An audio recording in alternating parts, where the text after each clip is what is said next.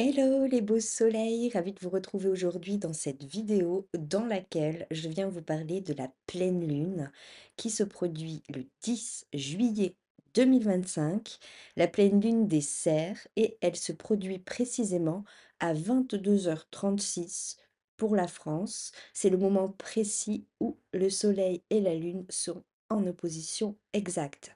Le moment précis où du coup nous pouvons analyser cette pleine lune. Je vais essayer de vous incruster ici ou là la carte de cette pleine lune. Beaucoup d'entre vous me la réclament. Donc, comme ça, vous pourrez avoir un aperçu de ce à quoi elle peut ressembler visuellement. C'est intéressant. Cette pleine lune, elle nous présente pas mal d'éléments importants, positifs. On peut tout de même ici considérer évidemment l'axe dans lequel cette pleine lune se produit, l'axe Cancer-Capricorne. C'est un axe qui demande ici de se repositionner au niveau de la vie privée, de la vie professionnelle, par rapport à nos loisirs, à nos actions, à notre ambition, et également par rapport à l'espace et au temps que l'on donne à ses proches, à soi-même. Cette pleine lune, elle est très forte. Elle amène également un potentiel au niveau de la structure. Elle peut nous permettre de revoir complètement notre façon euh, de prendre soin de nous, notre hygiène de vie. C'est une lune qui est puissante aussi parce qu'elle nous demande quelque part de faire un bilan, de faire le point et surtout d'observer toute notre existence avec beaucoup de lucidité. On a bien entendu aussi, avec cet axe Cancer-Capricorne, l'opportunité de se libérer d'un certain poids, d'une certaine pression que l'on a ou que l'on se met soi-même. Alors pourquoi cette pleine lune est la pleine lune des Cerfs? Pourquoi? Parce que en fait, elle marque une période où les bois des cerfs commencent à peine à pousser. Donc, symboliquement, les Amérindiens ont donné ce nom à cette pleine lune pour nous marquer une phase de l'année qui nous parle de croissance, de confiance, de force retrouvée, renouvelée. Ici, on peut passer aussi d'un état un peu enfantin, un peu capricieux, à une nouvelle maturité, une sagesse particulière qui nous permet d'avoir un positionnement encore plus en phase avec ce qui se produit, sans résistance. Au niveau symbolique, évidemment, comme je vous le disais, le signe du Cancer, où est actuellement le soleil, vient mettre en lumière l'aspect du foyer, de la famille, le passé, les racines, tout ce qui peut remonter à la surface et qui finalement doit être observé pour ce que c'est, sans l'alimenter. Et en face, la Lune traversant le signe du Capricorne, à l'opposé de son domicile, finalement, va nous parler ici de structure, va nous parler également de travail, de tout ce que l'on construit et qui demande du temps, tout ce qui demande également une certaine profondeur, un certain sérieux. Donc, on peut ressentir ici une véritable envie de concrétiser certaines choses, de mettre un peu d'ordre aussi pour que ce soit plus clair, limpide, plus transparent, mais aussi ça peut nous aider complètement à laisser tomber tout ce qui n'a plus lieu de faire partie de notre vie, tout ce qui ne fonctionne plus et accepter également simplement de voir que certaines choses aujourd'hui sont devenues obsolètes.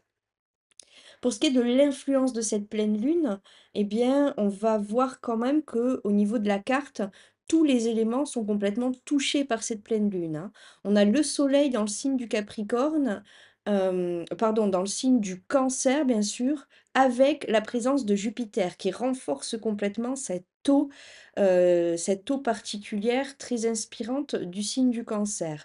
On a la Terre ici qui est bien sûr grandement amplifiée puisque la pleine lune est dans le signe du Capricorne, signe de terre, et elle est complètement renforcée ici par un aspect positif avec Mars alors dans le signe de la Vierge. À ce niveau d'ailleurs, Mars en Vierge peut nous faire traverser des éléments euh, à restaurer, à peaufiner, revoir certains dossiers. Il peut y avoir des demandes qui doivent être ici qui doivent trouver réponse. Il y a vraiment ici aussi une action qui peut être complètement dans le domaine du travail, dans le fait de prendre soin également, d'observer un peu au niveau santé, au niveau vitalité, comment on peut restaurer au mieux notre équilibre et retrouver l'harmonie. Mars, en tout cas, va pousser grandement pour ça. On a également, bien entendu, la présence d'Uranus et de Vénus dans le signe des Gémeaux. Donc là, du coup, on a beaucoup d'air, un air qui est renforcé grandement. En plus de cela, nous avons Pluton dans le signe du Verseau, beaucoup d'air. Et pour rajouter un peu de feu, parce que sinon ce serait pas drôle, il nous en manquerait, on a bien entendu le duo Saturne-Neptune au tout début du signe du Bélier. La conjonction extrêmement étroite se produira le 17 juillet et la conjonction exacte se produira en 2026. Évidemment, c'est un moment très important. Plus elle se rapproche, plus ça peut affiner les rêves que l'on peut réaliser, mais aussi les éléments dans notre vie qui demandent encore plus de clarté, encore plus de structure, que les choses soient d'une certaine manière faites correctement. Voilà ce qui est indiqué ici. Alors, il est évident que du coup, les 4 éléments sont fortement touchés. Pour les personnes qui sont marquées des signes de feu, les béliers, les lions, les sagittaires, vous pouvez être poussé encore plus que les autres, vous, à faire un bilan justement de toutes vos actions, de vos projets, et il est vraiment conseillé de bien équilibrer votre temps, votre énergie. Attention à ne pas vivre du surmenage, à ne pas aussi surchauffer. Parce qu'ici, je vous le rappelle, nous avons également Mercure, la planète qui nous parle justement du mental, mais aussi des déplacements, de la communication, qui est en Lion, qui va le rester puisque Mercure va aborder sa phase de rétrogradation également aux alentours du 17 juillet, si mes souvenirs sont bons, jusqu'au 10 août inclus. Donc on va rester longtemps avec un mental qui est surchauffé par ce signe du lion. Ici, il est vraiment conseillé de tendre plutôt vers l'aspect généreux du lion, vers la créativité et d'utiliser cette énergie de la meilleure des façons pour pouvoir puiser les idées originales, la motivation, la confiance et que tout cela puisse se retranscrire dans ce que l'on échange et ce que l'on exprime. Pour les signes de terre, les taureaux, les vierges, les capricornes, cette pleine lune, elle va vous donner beaucoup de clarté intérieure, beaucoup de possibilités nouvelles qui se présentent à vous comme sur un plateau.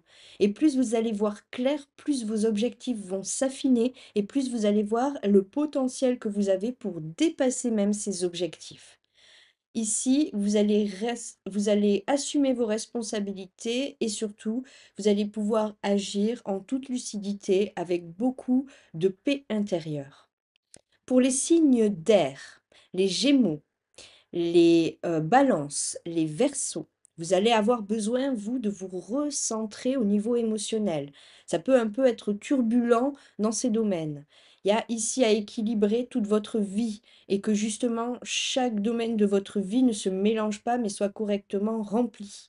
Vos obligations vont rester, vous allez pouvoir les mener à bien, mais il est important aussi de vous faire plaisir, de prendre du temps pour vous, de prendre du temps pour ceux que vous aimez. L'introspection, la méditation, c'est vraiment le meilleur conseil qui vous est donné pour cette période particulière de pleine lune qui commence le 10 pendant 2 semaines.